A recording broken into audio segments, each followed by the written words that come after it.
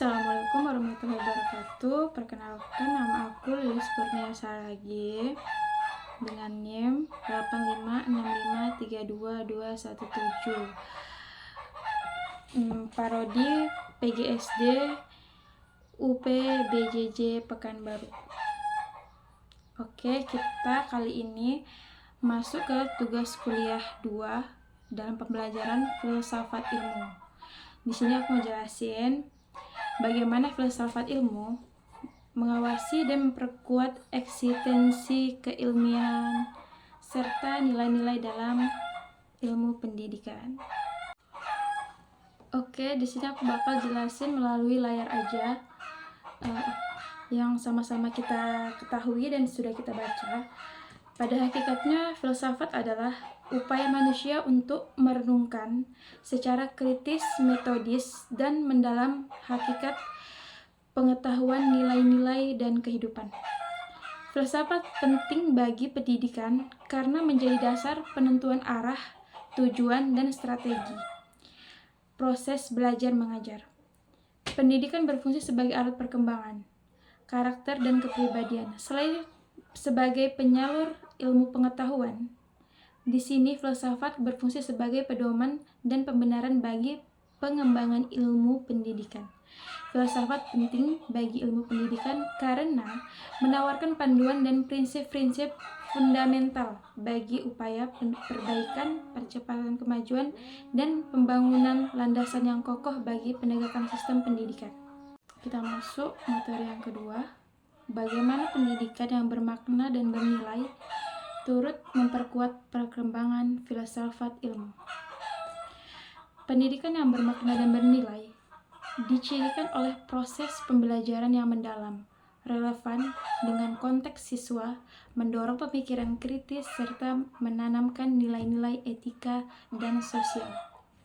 Filsafat ilmu, di sisi lain, adalah cabang filsafat yang mengkaji hakikat ilmu pengetahuan, metode ilmiah, dasar-dasar pengetahuan ilmiah, serta implikasi etis dan sosialnya. Memperkuat perkembangan filsafat ilmu berarti mendorong pemahaman yang lebih kritis terhadap bagaimana pengetahuan dihasilkan, divalidasi, dan digunakan. Yang ketiga, mengapa filsafat ilmu disebut sebagai pisau analisis ontologi, epistemologi, aksiologi dalam membedah persoalan-persoalan pendidikan. Filsafat ilmu berfungsi sebagai landasan konseptual dan metodologis untuk menganalisis isu-isu kompleks dalam bidang apapun, termasuk pendidikan. Ia menyediakan kerangka kerja analitis yang mendalam melalui 3 cabang yang esensial, yaitu ontologi, epistemologi, dan aksiologi.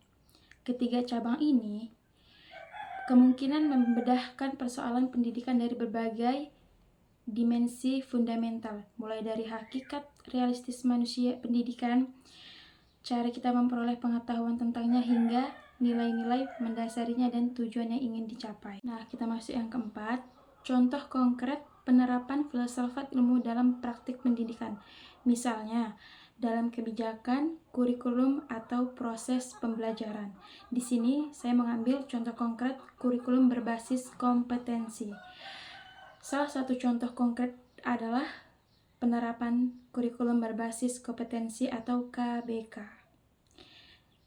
KBK dirancang untuk menghasilkan lulusan yang memiliki seperangkat pengetahuan, keterampilan, dan nilai yang dapat diterapkan dalam kehidupan dari perspektif filsafat ilmu.